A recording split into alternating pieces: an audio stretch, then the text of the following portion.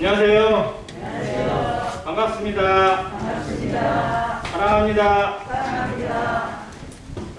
찬양이 힘이 있고 우리를 즐겁게 하고 많은 유익을 주는 것은 분명합니다. 찬양을 잘해서가 아니라 하나님 앞에 어떠한 마음으로 찬양을 하느냐에 따라서 정말 그 에너지가 달라지는 것 같습니다. 신혜기님의 찬양은 들을 때마다 계속 힘이 됩니다. 모든 성도들에게 이 찬양의 가사처럼 또 그 하늘에 울려 퍼지는 메시지처럼 온 삶이 하나님께 찬양이 되어지고 경배가 되는 삶이 되길 간절히 바랍니다. 오늘 이 팀도 정말 오랜만에 오셔서 또 위로가 되고 감사가 됩니다.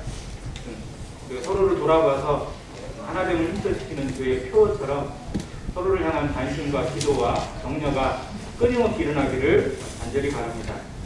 오늘 구약 성경에 있는 에스더서 말씀을 통해서 이렇게 교제하기를 원합니다.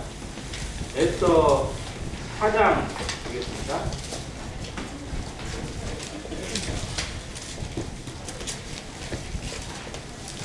강호가 제 앞에 서성거리는 이유를 정확하게 모르겠습니다.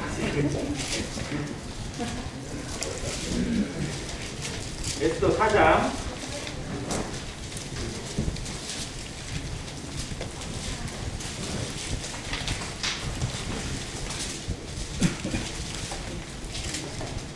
14절부터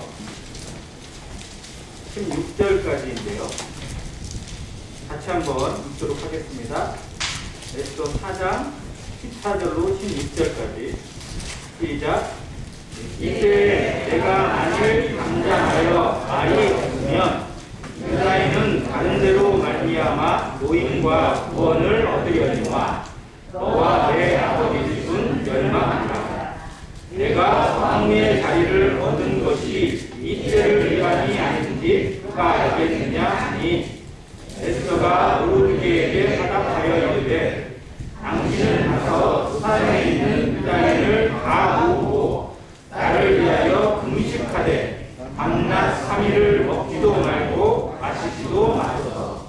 나도 나의 시녀와 더불어 이렇게 금식한 후에 기회를 얻기고 왕에게 나아가리니 죽으면 죽으리라 하니라. 아멘.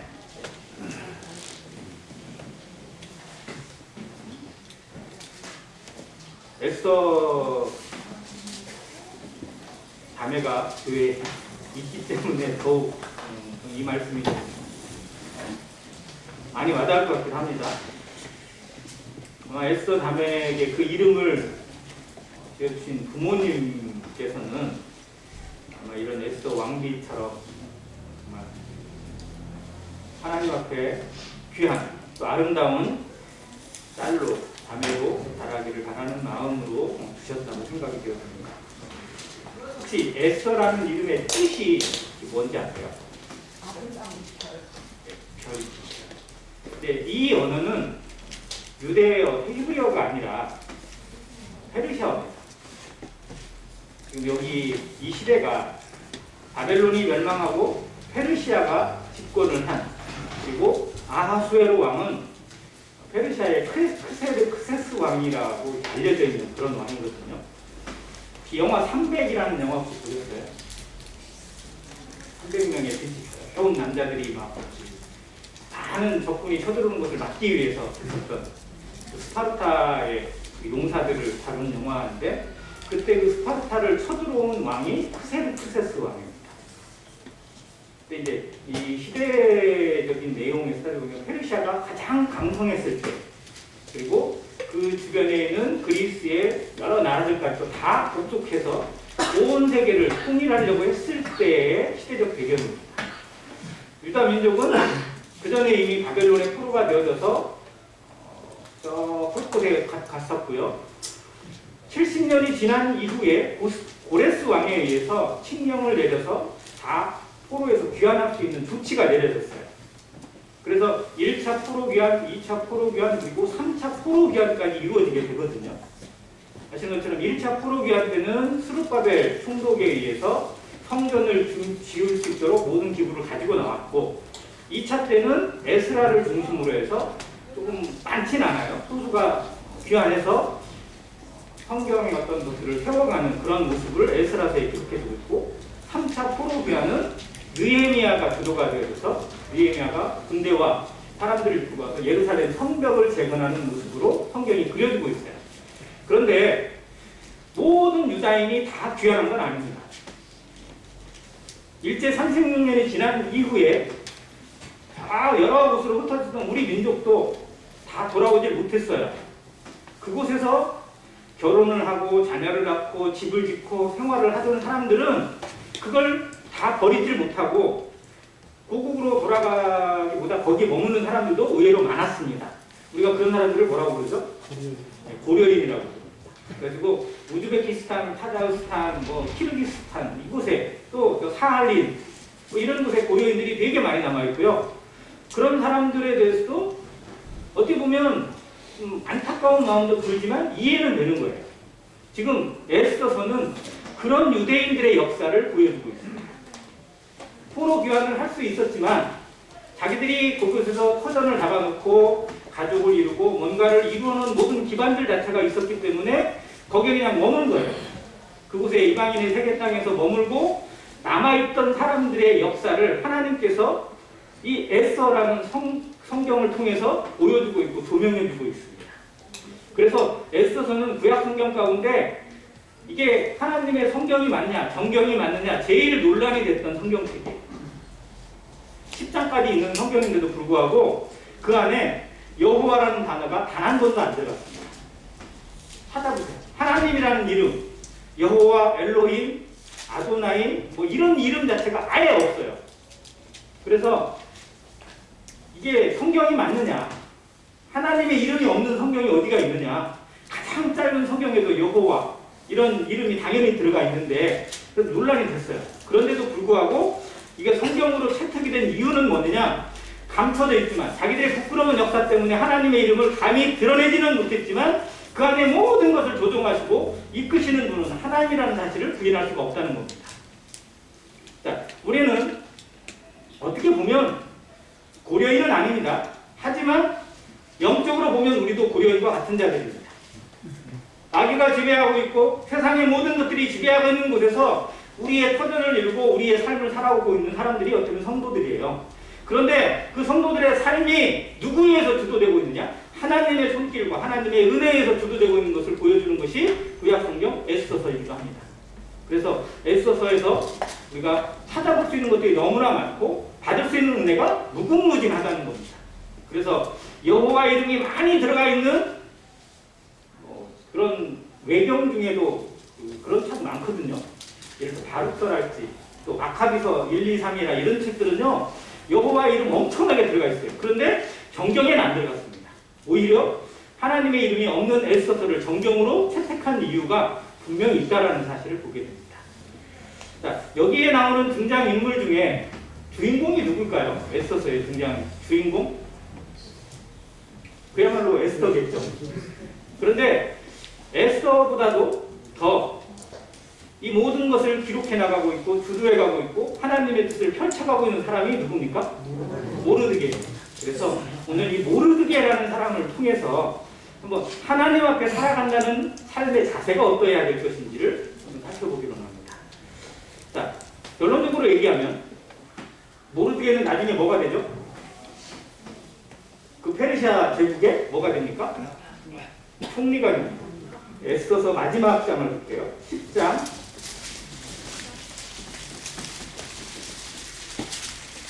10장은 3절까지밖에 없습니다. 네, 10장 3절 2절부터 보면요. 왕의 능력 있는 모든 행적과 모르드게를 높여 존귀하게 하게 한 사적이 메대와 바사 왕들의 일기에 기록되지 아니하였느냐. 유다인 모르드게가 아하수에로 왕의 다음이 되고 뭐가 된 거예요? 네, 전국을 다스리는 총리가 되게 됐습니다. 그리고 유다인 중에 존경받고 그의 허다한 형제에게 사랑을 받고 그의 백성의 이익을 도모하며 그의 모든 종족을 안위하였더라. 정말 아름다운 놀라운 간증과 결말을 성경이 보여주고 있습니다. 이걸 이루시는 분이 누구라고요? 하나님이 하셨다는 겁니다. 그러면 아까도 얘기했지만 에스더의 이름이 히브리라고요? 아니면 페르시아어라고요? 그럼 이름을 바꾼 거예요? 안 바꾼 거예요? 바꾼 거예요. 그러면 히브리 이름이 있을까요? 없을까요? 있습니다. 히브리서 이름이 뭔지 아세요? 에스더의 히브리식 원래 이름. 성경에 나와 있긴 합니다. 이제 잘 우리가 많이 알죠. 하닷사라는 이름이 있어요. 하닷사라는 히브리 이름을 가지고 있거든요.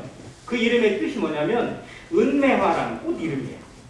그러니까 이름도 참 이뻐요. 그런데 어차피 왕을 섬기는 궁녀로 간택이 되어지고 그 왕궁에 왕비를 간택하는 것에 시험을 받기 위해서 왕궁으로 들어가게 되면서부터 그의 이름이 아예 에스더가 됩니다. 그리고 성경은 그를 에스더로 기록을 해주고 있어요.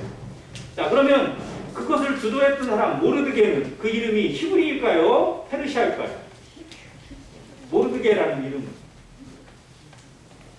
그 이름 역시 페르시아입니다. 모르드게라는 이름의 뜻이 마르둑의 사람이라는 뜻이에요. 마르둑이 뭐냐면 바벨론 지역, 페르시아 지역에서 가장 숭배하는 우상의 이름입니다. 즉 마르둑의 보호를 받는 사람, 마르둑을 위해 사는 사람, 이런 뜻이에요. 즉 페르시아나 바벨론 지역의 많은 이름이에요. 거기서 좋게 여기는 이름입니다. 하나님을 섬기는 이스라엘 백성 모르드게의 이름에 적합하지 않은 것 같아요. 즉 그 에스더나 모르드게라는 이름으로 유추해 볼 수 있는 것은 그들은 그 이방의 땅에서 어떻게 보면 그냥 온전한 하나님의 백성으로 모든 것을 지키고자 하는 마음이 아니라 선을 지키면서 어느 정도를 유지하면서 살아갔던 그런 사람이 있어요. 다니엘과 좀 다른 것 같아요. 다니엘은 포로로 잡혀갔습니다. 그리고 왕의 궁전에서 일할 수 있는 소년, 왜 지혜로운 소년이었으니까. 그래서 모든 것을 바벨론식으로 바꾸려고 했어요. 먹는 것부터 시작을 해서. 그런데 그 다니엘은 어떻게 해요? 그걸 거부합니다. 그리고 그걸 관리하는 황관에게 이야기를, 그러면 나를 시험해 봐달라. 내가 당신이 주는 고기나 이런 것들을 바벨론 음식을 먹지 않고 히브리 음식을 먹겠다. 그래도 내 얼굴에 이상이 생기고 뭔가 문제가 생기면 내가 잘못한 거지만 문제 없다면 나를 인정해 달라. 이렇게 시험을 걸어요. 그리고 그거의 인정을 받습니다. 즉 그는 바벨론식으로 변화되는 것 자체를 죽음도 용납하지 않았던 사람이 다니엘이에요. 그런데 에스더서에 나오는 에스더 왕비나 혹은 모르드게는 그것에 대한 용납함이 있었어요. 그런 면에서 보면 신앙적인 면에서 모르드게의 신앙이 완벽하거나 놀랍거나 결단적이었던 사람은 분명 아니라고 할 수 있습니다. 그는 이방의 세계 속에서 히브리라는 사실을 드러내지 말라고 에스더에게 얘기를 해요. 왕궁으로 들어가는 에스더에게, 자기 조카, 자기 사촌이죠. 딸처럼 양육한 에스더가 왕궁에 간택이 되어서 들어가게 될 때 조건을 제시를 하나 하는데 뭐라고 하냐면 네가 히브리인 유다인이라는 사실을 밝히지 말라는 겁니다. 이름도 에스더로 바꿔놓고. 즉 그 이야기는 그 세계 속에서, 이방 세계 속에서 어떻게 보면 그냥 그런 선을 지키고 싶었던 그런 모습이에요. 어떻게 보면 안타깝죠. 타협하는 신앙처럼 여겨지기도 하고 적당한 선을 지키고자 하는 모습으로 보여지기도 합니다. 그는 분명히 하나님을 경외하는 사람이 맞아요. 그리고 그 전까지 살아오는 모든 모습에서 고아가 됐던 에스더를 자기 딸처럼 양육하고 걷어들이고 그가 살 수 있는 당을 왕궁으로 잡습니다. 그럼에도 불구하고 하나님을 온전하게 섬기는 하나님의 백성, 그리고 하나님만 섬기는 그 믿음의 신앙에 대한 결단을 온전히 갖지는 못했어요. 우리들이 신앙에 대한 자부심을 가지고 살아가지만, 그리고 하나님의 백성이라는 자부심이 우리에게 있지만 세상에서 머물다 보면 이 선을 지키는 것이 쉽지 않다는 거예요. 적당한 모습이 우리 가운데 연출이 되어져요. 크게 구분이 되지 않아요. 섞이려고 하는 건 아니지만 그냥 적절한 수준 자체에 머무는 경우가 너무 많습니다. 온전한 다니엘의 모습처럼 그런 식으로 구분된 모습으로 살아가는 모습 자체보다도 어떻게 보면 믿는 사람 같기도 하고 안 믿는 사람 같기도 하고 이런 모습 자체가 우리에게 나타날 때가 많다는 겁니다. 그리고 그때그때 이익을 쫓아갈 때도 없지 않아 있어요. 그런데 에스더여 모르드게에게 결정적인 상황이 오게 됩니다. 이게 무슨 사건일까요?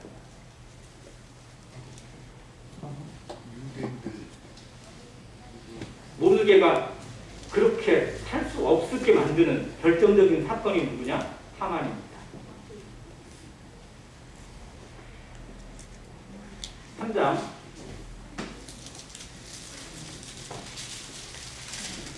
1절부터 보겠습니다.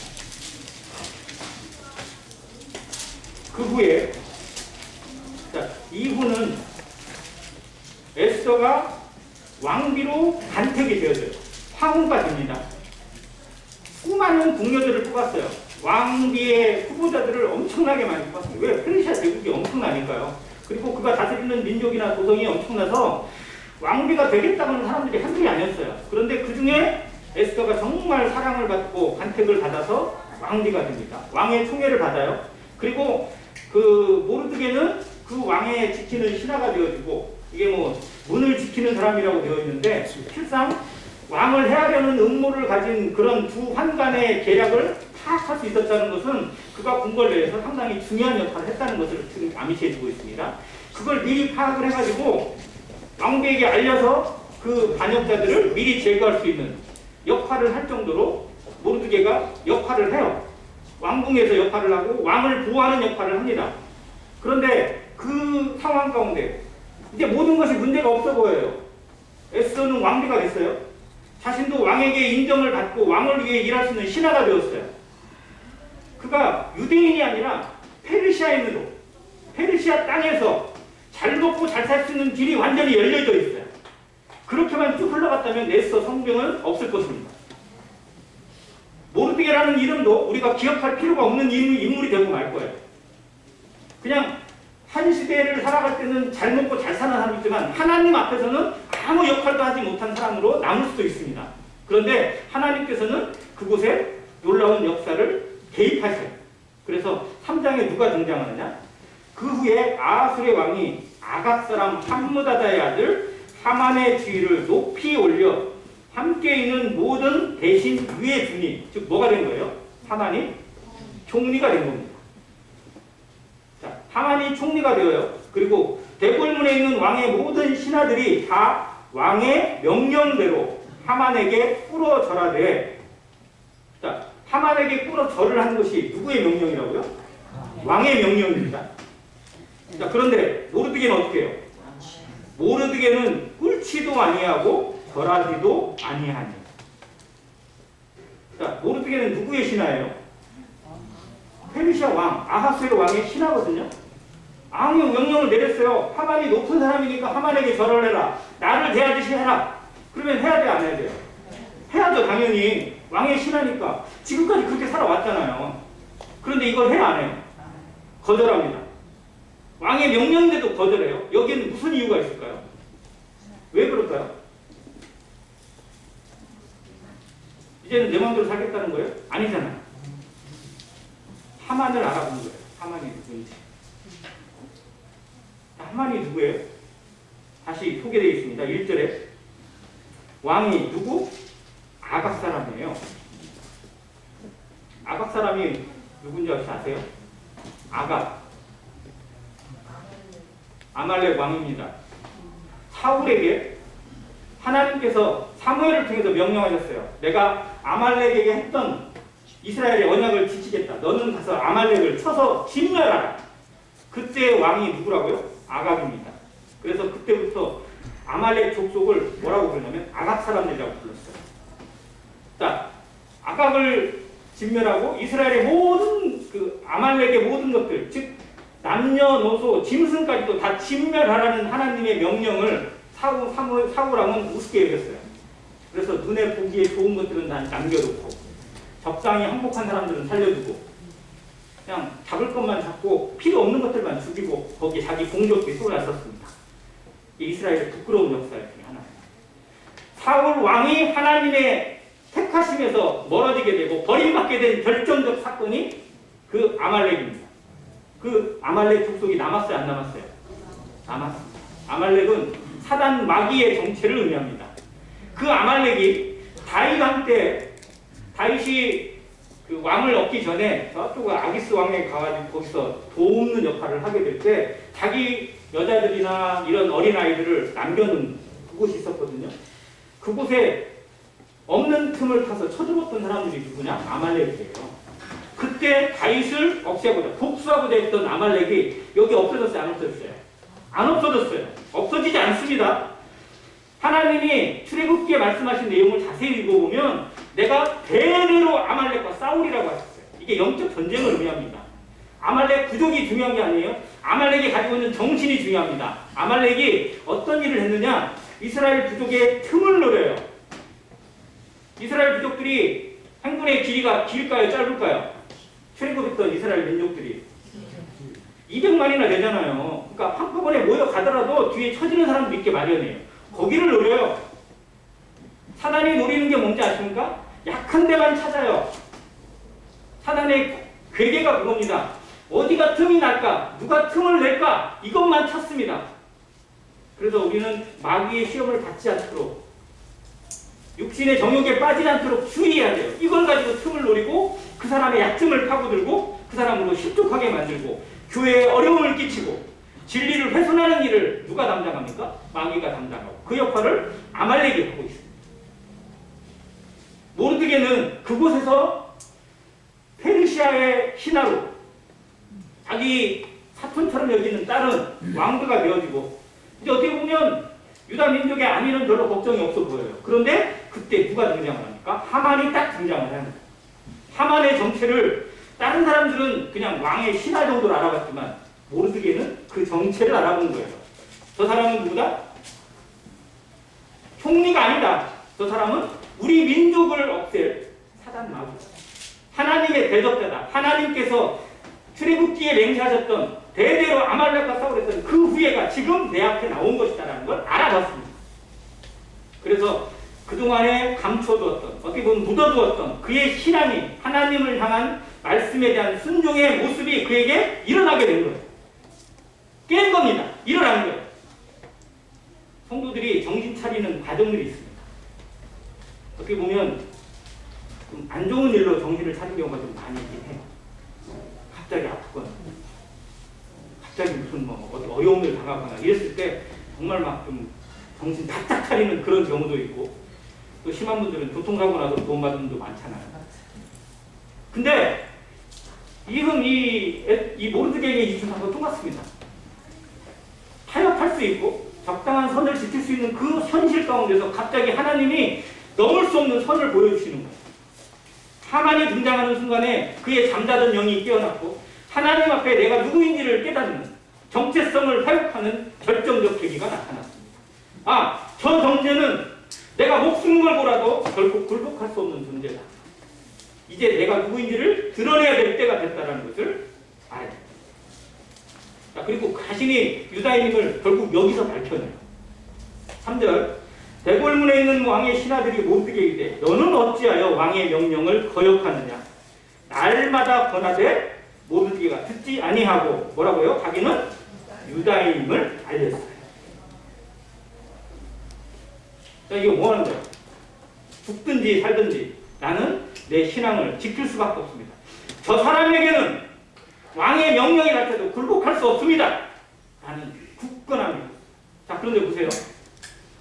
모르드게가 이 결정을 함으로 말미암아 하만이 열이 받아야 안 받아요? 자, 하만이 열이 받아가지고 모르드게만 죽이려는 게 아니라 어떻게 해요? 모르드게가 유대인이라고 하니까 유다인들을 전부 다 진멸할 계획을 왕한테 알려가지고 도장을 받아버려요. 자, 한번 거꾸로 생각해 볼게요. 모르드게가 참고 굴복하고 그래 나만 참으면 되지 이 순간만 넘기면 되지 라고 생각하고 하만에게 절을 했다면 어려움이 왔을까요? 안 왔을까요? 모든 게 만사형성 됐을까요? 그걸 알았어요. 모르드게. 이게 한 번으로 끝이지 않는다는 사실을 알았습니다. 이게 교묘한 사단의 속임수거든요. 아, 이거 한 번만 넘어가면 끝나겠지. 성도들 그런 유혹 받을 때 있죠. 조금 양심에 거리긴 하지만 아, 이거 한 번만 잘 되면 그냥 잘 넘어갈 거야. 이런 생각으로 우리가 신앙을 타협하는 순간들이 올 수 있어요. 주일에 참석해야 되는데 갑자기 뭔 일이 생겨요. 안 하자니 좀 그렇고, 그다음 주일을 또 빠지자니 또 마음에 걸리고, 뭐 이거하고 좀 똑같다고 할 수는 없지만 우리에게 그런 선택의 순간과 결단의 순간들이 가끔씩 찾아옵니다. 그런데 그때 뭘 선택하세요?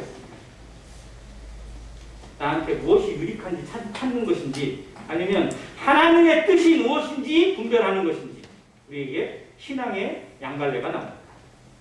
근데 주로 어떻게 선택하셨어요? 무엇을 결정하셨습니까? 내가 선택하는 기준은 하나님의 뜻입니까? 나한테 유익한 것이 무엇입니까? 어떠한 기준으로 내가 선택하고 있느냐가 우리의 미래를 좌우합니다. 우리의 성장과 우리의 영향력을 그곳에서 좌우하게 하신다고 믿습니다.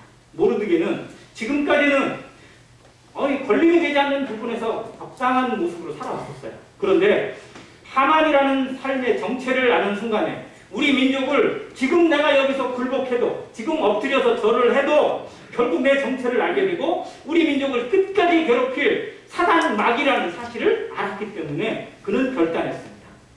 죽더라도 마귀한테 굴복할 수는 없더라. 그리고 그 일로 말미암아 왕비가 있는데도 불구하고 이스라엘 전체가, 유다 민족 전체가 진멸을 당할 수밖에 없는 위기가 찾아오게 돼요. 자, 에스더의 입장에서 이 사촌 오빠 모르드게를 원망하는 마음이 생겼을까요? 안 생겼을까요? 이 오빠는 그냥 조금 절 한번 하면 어디가 덧나? 그냥 살짝 그냥 눈 채끈 감고 한번 뭐 문제 돼? 왜 이렇게 어렵게 일을 만들어가지고 자기도 죽고 나도 죽고 우리 민족 전부 다 죽는 이 길을 택했느냐고 원망하지 않겠어요? 그런데 에스더는 원망하기보다 기도해달라고 합니다. 자기의 사촌 오빠, 자기의 아버지 같은 모르드게의 신앙을 누구보다도 믿고 있었기 때문에, 그래서 그를 의탁하면서 기도합니다. 자, 모르드게가 했던 결단은 자기 하나만을 건 게 아니에요. 자기 민족 전체를 걸었습니다. 그때 당시 페르시아 지역에 살고 있던 유다인들이 총 얼마가 되는지는 알 수 없어요. 그런데 포로가 된 이후에 시기로 따져보면 이때가 약 150년이 지났습니다. 돌아온 사람보다 남아있는 사람의 숫자가 훨씬 많았다고 알 수 있어요. 적어도 몇만 명 이상, 아니 몇십만 명의 유다인들이 곳곳에 흩어져 살고 있었던 때라고 할 수 있습니다. 그 역사에 어떻게 보면 책임을 져야 될 사람이 모르드게요. 자기의 결정 하나가. 그래서 이건 쉬운 게 아니었습니다. 모르드게는 그것에 대한 고민이 없었겠습니까? 기도가 없었겠습니까? 하나님 앞에 무엇이 옳은지 고민이 없었겠어요? 눈물이 없었겠어요? 아마 그걸 다 하고 나서도 하나님께 분명한 응답을 얻어서 하만에게 절하지 않고 굴복하지 않고 자신은 유다인, 그래서 하나님 외에 누구에게, 특히 하나님의 대적인 이 하만에게 결코 절할 수 없다라고 결단을 내렸을 것입니다. 그리고 우리가 아시는 것처럼 모든 일이 하만의 뜻대로 진척이 돼요. 날짜를 잡아버렸어요. 언제? 그게 불임절의 기원입니다. 하만이 날짜를 잡았어요. 아달월 14일로 날짜를 정했습니다. 그날에 모든 사람들이, 모든 민족이 하만의 명령, 왕의 명령에, 왕이 도장을 찍었어요. 명령으로 유다인들을 어느 우르든지 죽일 수 있어요. 이유는 뭐예요? 뭔 죄를 지어서가 아니라 유다인이라는 죄 때문에. 이 모습이 역사적으로 증명된 사건이 어딘지 아세요? 이 하만이 했던 이 계획, 모든 곳에서 유다인이라는 이유, 히브리라는 이유, 이스라엘 민족이라는 이유 때문에 죽임을 당할 수밖에 없는 사건, 언제 있었어요?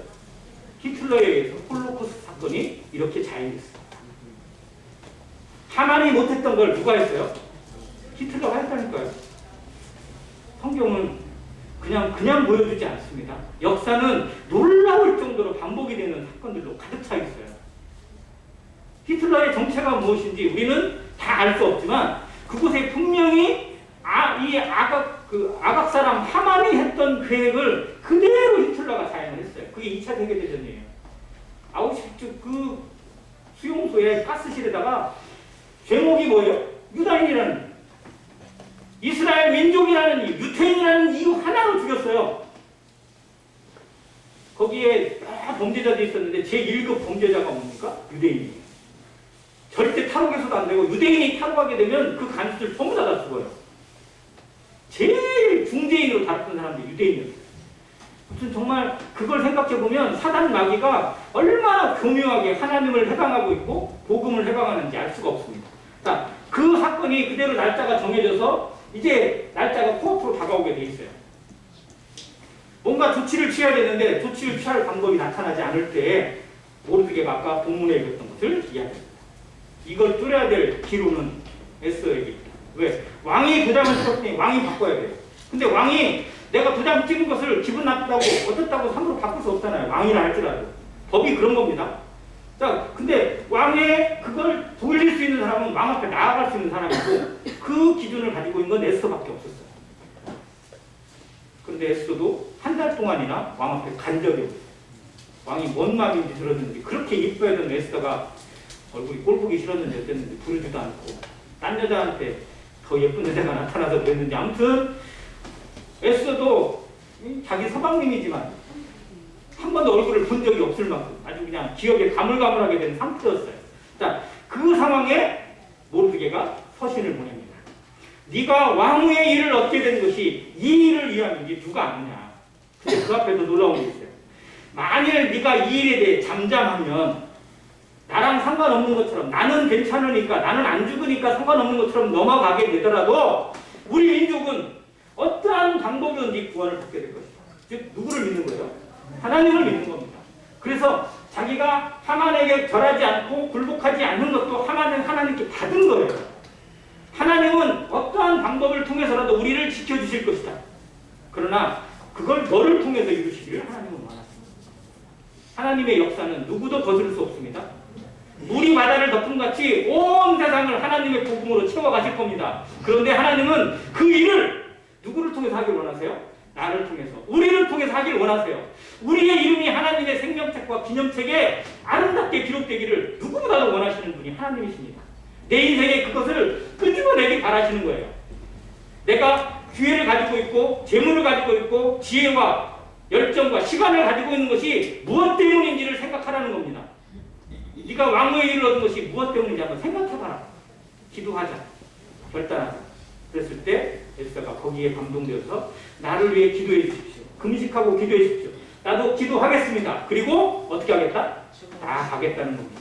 뭐한 자세로? 죽으면 죽으리라. 이 일로 죽게 되더라도 죽겠습니다. 왜? 우리는 죽음보다 더한 소망이 있습니다. 왜 성도가 죽음을 두려워하고 뭘 무서워합니까? 하나님을 믿는 게 아닙니다. 내가 믿는 분이 하나님이고 내가 믿는 분이 영원하신 하나님이시고 그분 예수 그리스도를 통해서 내가 영원한 생명을 보장받은 하나님의 자녀라는 사실을 믿고 확신한다면 우리의 태도가 달라지는 게 당연합니다. 어떤 일을 당하든지 어떤 상황에 누구를 만나든지 그리고 내가 필요로 하는 것에 내가 나를 드리는 것이 지극히 마땅합니다. 왜? 하나님이 그 일을 위해서 나에게 그걸 허락하셨으니까. 그걸 얻으라고 그걸 위해 사용하라고 주신 것이니까. 내 것이 아니라 하나님의 것임을 아는 것이고 내 소유가 아니라 하나님의 것임을 믿는 것입니다. 바울은 자신이 가지고 있던 시간과 에너지와 재능과 모든 것이 다 하나님의 것임을 알았습니다. 수많은 믿음의 선진들이 자신에게 허락한 재물과 모든 것들이 하나님의 소유라는 사실을 믿고 하나님의 원하시는 때에 드렸습니다. 그렇게 해서 복음의 역사가 여기까지 왔습니다. 우리에게 복음이 전달되어지고 나 같은 사람이 복음을 듣고 하나님의 자녀가 되길 수 있도록 했던 배경 중에 얼마나 많은 사람들의 헌신과 수고와 피와 눈물과 땀이 있었을 것인지 생각해 봐야 됩니다. 그냥 온 게 아닙니다. 거둬주시는 게 아닙니다. 그리스도의 거둬주심인 것 같지만 공짜로 주신 것 같지만 모든 순종과 눈물과 피가 있었습니다. 여기까지 오는데 이 땅 대한민국 전주에까지 우리에게 복음이 전달되기까지 하나님의 끝없는 눈물과 탄식과 기도가 있었습니다. 수많은 사람들의 헌신과 발걸음이 있었고 자신을 내어놓는 희생이 있었습니다. 이제 그 역사를 나는 어떻게 이어갈 것인지 어떻게 이어받아서 릴레이를 해나갈 것인지 우리에게 남겨져 있습니다. 기도하고 왕 앞에 왕이 그물을 내어주면 사는 거고 그물을 내어주지 않으면 어떻게 해야 돼요? 누가 죽인지 아세요? 왕 옆에 있는 경비원이 죽여요. 왜? 왕의 명령 없이 왕에 나온 거는 왕을 시하려고 나온 거예요. 왜? 왕이 그 전에 한번 이 환관들에 의해서 죽임을 당할 뻔한 위기가 있었잖아요. 그때부터 법이 바뀌어버렸어요. 왕 앞에 나올 때 왕이 그물을 내어주니 그 전에 왕의 명령이 있어서 너 내한테 와라! 라고 해서 오는 상황이면 문제없죠. 근데 왕의 부름이 없는데도 갔다. 그랬는데 왕이 살리는 조건이 뭐냐? 그물을 내어줘. 아, 이 사람은 내가 부른 거랑 마찬가지다. 에스더가 갔는데 정말 떨리는 마음으로 갔는데 왕이 바로 그물을 내어주고 그냥 보는 순간에 막 너무 이쁜 거예요. 왜 내가 지금까지 한 달 동안 이 이쁜 여자를 잊어버리고 살았지? 뭐 이런 생각이 들 정도로 어떻게 내가 잊어버리고 다른 여자한테 품에가 있었지? 막 이런 생각이 들 정도로 막 너무 이뻐 보이고 너무 사랑스러워 보여서 그냥 바로 음식을 대접하고 감을 맞습니다. 그러면서 왕이 얘기하는 거예요. 네 소원이 뭐냐? 나라의 절반이라도 갚겠다. 그럼 그때 바로 얘기해야죠. 그게 맞죠? 저 같으면 그럴 것 같아요. 왕이요, 우리 다 죽게 생겼습니다. 우리 민족 다 죽게 생겼어요. 살려주세요. 이렇게 해야 될 것 같아요. 그런데 에스더가 얼마나 지혜로운지 아세요? 왕이요, 제 소원은 내일도 왕을 섬기는 것입니다.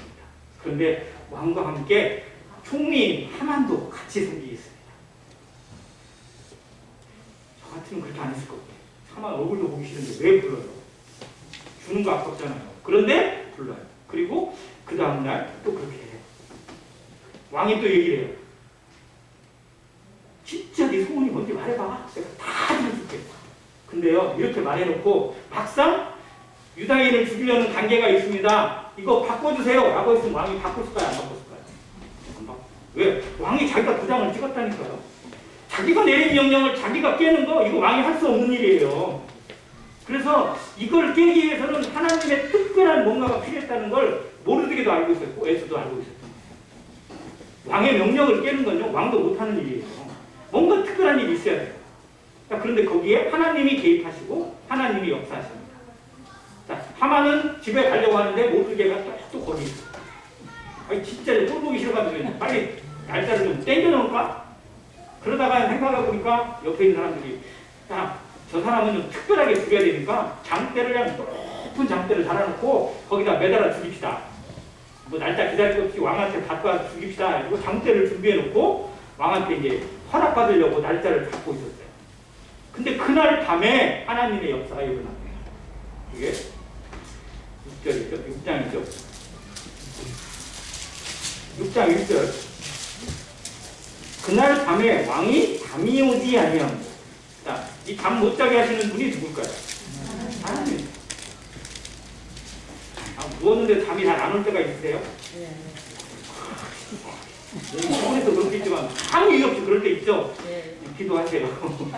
기도하라는 하나님의 뜻이라고 분별하면 대부분은 맞습니다. 정말 하나님께서 내게 뭔가를 좀 풀어주셔야 할 그런 것들에 대해 내가 스스로 닫고 있을 때 또 그런 상황을 주시기도 합니다. 기도해 보세요. 이 말씀을 생각하면서 기도해 보시기 바랍니다. 그러다 왕이 생각하다 보니까 갑자기 역대일기가 보고 싶은 거예요. 아니, 뜬금없잖아요. 그래서 기록관한테 가져가요. 역대일기를 가져와봐라. 근데 가져온 거 태필이면 그때야. 쭉 기도보니까 맞아. 그때 나 죽이려는 놈들이 둘이나 있었지. 그것들을 그냥 생각해보니까 누군가가 자기를 살려준 거네. 모르드게라는 이름을 그렇게 잊고 살았어요. 지금까지 생각해보니까. 내 생명의 은인인데 혹시 모르드게한테 뭐 상이라도 줬냐? 라고 물어보니까 아무것도 안 했다는 거예요. 아이고 양심의 가책을 받아가지고 찔리네. 아이고 모르드게한테 뭐라도 해줘야겠는데? 라고 생각해가지고 야 앞에 누가 없냐? 그랬더니 하만이 마침 앞에 왔어요. 이것도 정말 하나님의 공교로운 거 아니에요? 하만은 지금 모르드게를 그 장대에 매달아 죽이겠다고 지금 가난하려고 왔거든요. 앞에 왔어요. 그랬더니 하만이 와 있습니다. 라고 그랬더니 불러봐라. 야 왕이 영화롭게 하려고 하는 사람이 하나 있는데 이 사람에게 어떻게 해주면 좋겠냐? 라고 했더니 하만이 왕이 삼킬 사람은 다 왔거든요. 자기가 받을 영광을 딱 계산하다가 왕복을 입히고 왕의 말을 태우고 지나가면서 왕을 높일 사람에게 왕이 이렇게 주신다 라고 해서 칭찬해주면 좋겠습니다 라고 했더니 알았다.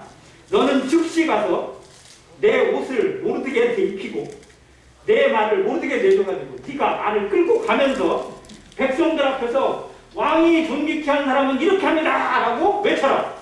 안 그러면 죽어. 총리가 한번 생각해보세요. 총리한테 그런 일을 시키면 돼요? 안 돼요? 안 되잖아요. 근데 갑자기 총리가 땅바닥에 쓰러졌어. 그리고 자기가 죽이려던 모르드게는 자기 손으로 옷을 입히고 말에 태워가지고 가면서 칭찬을 해주고 있어요. 전세를 완전히 바꿔놓으십니다. 보이지 않게 역사하시는 하나님의 역사가 위대한 승리를 맞는 모습을 여기에 하나님이 그려주고 있어요. 그래서 하나님의 이름은 없지만 하나님의 모든 손길이 여기에 다 녹아져 있는 거예요. 우리가 눈에 하나님이 보이지 않는다고 하나님이 없는 게 아닙니다. 내가 하나님을 못 본다고 하나님이 없는 게 아니라 하나님은 어느 곳에나 계십니다. 우리 집에도 계시고 예배당에도 계시고 내가 잠잘 때나 혹은 직장 생활을 할 때나 심지어 화장실에 있을 때에도 늘 우리와 함께 하시는 하나님인 줄 믿습니다. 정말로 믿습니까? 그러면 우리 말 조심해야겠죠. 행동 하나가 얼마나 조심스러워야 될까요? 함부로 말하고 함부로 행동하는 것이 하나님이 없는 것처럼 행동하는 것. 정말로 조심스러워요. 어느 곳에나 계십니다. 임마누엘 하나님을 우리는 믿습니다. 그 하나님의 역사로 말미암아 이제 바뀌었어요. 그 상황이 되고 나니까 이제 에스더가 하나 왕 앞에 이야기를 털어놓습니다. 하나님이 하신 것을 깨닫고 하나님이 바꾸신 것을 깨닫고 그때서야 얘기를 하는 거예요. 그래서 이 하만이 우리 민족, 나와 우리 민족을 죽이려고 왕을 속이고 거짓말을 한 것을 반영합니다. 왕이 막 진노를 해버렸어요. 자기가 도장 찍은 것에 대해서 대손가락을 찍고 싶을 만큼 내가 왜 멍청하게 속아가지고 도장을 찍었는지 모르겠다. 그러면서 그것을 바꿀 결심을 하고 뛰쳐나갔는데 이 하만이 양 이제 나 죽게 생겼으니까 어떻게 매달려야겠다 싶어가지고 왕비한테 매달린다는 것이 왕이 딱 보면 왕비를 희롱하려는 모습으로 보일 정도로 그래서 결국 그 장대에 하만이 매달립니다. 그리고 그 하만이 날짜 잡은 날 이게 주사위라는 뜻이거든요. 주사위를 던져서 뭐 이렇게 날짜를 잡아 그게 푸르라는 단어인데요. 그래서 불임절이라고 이름이 오게 됐어요. 그 날에 거꾸로 이게 유다인들이 하만의 족속들을 다 죽일 수 있는 날로 바꿔나가고 있어요. 새로운 조조가 찍히고 곳곳에 그래서 전국 120 몇 도에 이걸 보내다 보니까 날짜가 하루도 부족해서 이틀 동안 이 아빕 아달월 14일과 15일에 불임절을 지키게 됐습니다. 유다 민족이 놀라운 구원을 받았어요.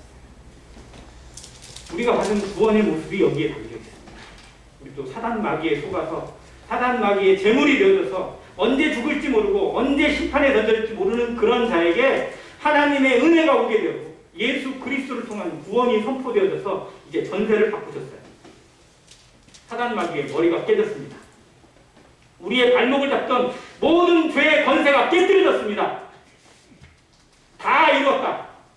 다 갚았다. 테텔레스타이 그 말씀을 통해서 우리의 삶을 얼검했던 모든 거미줄 같은 것들이 다 끊어졌습니다. 그런데도 우리가 이걸 누리지 못하고 있고 제대로 맛보지 못하고 있기 때문에 우리는 불쌍한 자들입니다. 모든 인생이 하나님 앞에 얼마나 놀라운 복을 받았는지 얼마나 많은 사랑과 은혜를 받았는지 우리가 증인해야 됩니다. 우리가 알려줘야 돼요. 이스라엘은 지금도 불임절을 지키고 있습니다. 그들에게 아달월 14일, 15일은 양력으로 태양력으로 하시면 2월 말에서 3월 초가 됩니다. 올해는 불임절이 3월 6일과 7일이라고 합니다. 그렇게 해서 지켜요. 이 불임절이 되면 유다인들이 모여서 하는 일이 있습니다. 첫 번째, 성경을 읽습니다. 전부 다 에스더를 무조건 읽어야 돼요. 계속 읽습니다. 그날 1장부터 10장까지 계속 읽어요. 그리고 읽을 때 특징 중에 하나가 있는데 하만의 이름이 등장하잖아요. 성경을 읽다가. 그럼 어떻게 할까요? 찾잖아요. 그래서 가지고 있는 이런 그런 것들이 있대요. 거기를 막 두드린답니다. 부가라 하면 이렇게 저주를 내는 것 같아요. 자, 그리고 9장에 가보면 9장에 조금 그런 게 있습니다. 하만이 아들이 10명 있어요. 아들 10명의 이름을 성경이 기록을 해놨더라고요. 참 특이해요. 그게 7, 8, 9절에 있거든요. 에스더 9장 7, 8, 9절에 여기 이름 10명이 하만의 아들 이름이에요. 이 아들이 뭐 중요하다고. 그때 이스라엘 민족에게는 하만의 뿌리예요. 자기들을 대적했던, 자기들을 억제하고 됐던 그 사단 마귀의 뿌리라고 이거를 믿습니다. 뿌리를 읽을 때는 숨을 안 쉬고 읽어야 돼요. 이 10명의 이름을 읽을 때는 숨을 쉬지 않고 그냥 단순히 쭉 읽어간다고 합니다. 모든 뿌리가 다 제거된다. 이런 의미로 우리도 성경을 대하는 자세에 정말로 하나님의 마음을 담아서 성경을 읽게 되길 바랍니다. 자, 그런데 성경만 읽지 않아요. 두 번째는 뭐를 하냐? 서로에게 선물을 줍니다. 우리가 구원받았다. 우리가 하나님의 백성으로 구원을 받았다는 것을 기념하면서 서로 선물을 나눠준대요. 그 세 번째는 가난한 사람들에게 그 선물들이나 모든 것들을 돌려준다고 합니다. 가난한 사람들. 구제가 일어나요. 그리고 격려가 일어나요. 정말로 그들에게 있어서 귀한 축제래요. 심지어는 그 축제에 유대인이 아닌 이방인이 한국 관광객이나 이런 사람들이 그때 갈 거 아니에요. 관광객이 가잖아요. 다 친구가 됩니다. 전부 다 친구가 됩니다. 누구나 할 것 없이. 왜? 우리가 구원받았으니까 모든 사람에게 이 구원을 나눠줘야 된대요. 그래서 유대인들에게 찾아가려면 제일 좋은 날이 부림절에 찾아가는 게 제일 좋다고 합니다. 이때는 다 환영받는다. 아무튼 뭐든지 다 환영받는다고 합니다. 근데 아무튼 그 날의 기념이 율법책에는 없어요. 모세가 받은 7절기에는 포함되어 있지 않거든요. 그런데 유대인에게는, 즉 부끄러운 역사지만 하나님의 이름도 기록되어 있는 성경에 에스더서에 기록되어 있는 절기이지만 유대인들이 가장 아끼는 절기, 유대인들이 정말 소중하게 지키는 절기가 되어 있습니다. 우리에게 주는 교훈이 참 있어요. 우리는 부끄러운 역사를 살아갈 수도 있습니다. 하루하루 세상과 적당히 섞이고 세상에서 드러나지 못하고 내 믿음이 정말 이대로 가도 좋은가 이런 생각이 들 정도로 정말로 좀 내 자신이 색깔을 잃어버린 듯한 모습, 세상과 적당히 타협하고 세상 사람들과 구분되지 않는 모습으로 살아갈 수도 있습니다. 성도도 이런 모습 가운데 머물 수가 있어요. 그러나 하나님은 그대로 두시지 않습니다. 그 결정적인 순간에 우리가 무엇을 선택하느냐가 신앙입니다. 하나님이라는 정체를 알게 되었을 때 모르드게는 가만히 있을 수가 없었어요. 타협할 수가 없었고 그에게 무릎 꿇고 굴복할 수가 없었고 절을 할 수가 없었습니다. 하나님을 믿는 신앙을 저버릴 수가 없었습니다. 그래서 위기가 찾아왔습니다. 그러나 그 위기를 선택함으로 말미암아 그는 정체성을 회복하였고 이스라엘 민족의 자존심을 회복하였습니다. 하나님이 살아계심을 증명해 주었고 하나님의 역사를 경험하게 되었습니다. 우리도 위기의 순간이 옵니다. 매일매일 그런 순간이 찾아올 수 있습니다. 그때 무엇을 선택하느냐에 따라서 하나님을 경험할 수도 있고 하나님을 놓칠 수도 있습니다. 내 신앙의 선택의 기준은 무엇인지, 나는 진짜 무엇으로 사는 사람인지 늘 기억하고 하나님의 자녀라는 이 자존심을 잃지 않고 하나님의 성령으로 사는 이 자부심을 잃지 않고 살아가는 안양교회 성도 되시기를 간절히 바랍니다. 감사합니다.